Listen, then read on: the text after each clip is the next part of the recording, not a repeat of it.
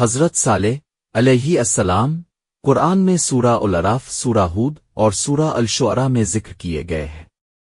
وہ سمود قبیلے کے پیغمبر تھے جو شمالی عرب میں آباد تھے۔ سمود قبیلہ ایک طاقتور اور ترقی یافتہ قوم تھی، لیکن وہ اللہ کی عبادت سے دور ہو چکی تھی اور اپنی نافرمانی اور فساد میں مبتلا تھی۔ اللہ نے صالح علیہ السلام کو بھیجا تاکہ وہ انہیں توحید اور صحیح راستے کی طرف رہنمائی کرے۔ صالح علیہ السلام نے اپنی قوم کو اللہ کی عبادت اور نیکی کی دعوت دی اور انہیں اپنے برے اعمال سے باز آنے کی نصیحت کی۔ انہوں نے قوم کو ایک معجزہ بھی دکھایا، ایک پتھر سے پیدا ہونے والی اونٹنی جو اللہ کی طرف سے ایک نشانی تھی۔ اس اونٹنی کو اللہ نے ایک نشانی بنا کر بھیجا تھا، لیکن سمود قبیلے نے اس کے ساتھ نافرمانی کا سلوک کیا اور اسے ہلاک کر دیا۔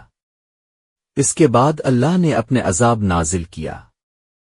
سمود قبیلے کو ایک زبردست زلزلے اور شدید عذاب کا سامنا کرنا پڑا جس نے انہیں مکمل طور پر تباہ کر دیا۔ صالح علیہ السلام اور ان کے پیروکار محفوظ رہے اور اللہ کی رحمت سے نجات حاصل کی۔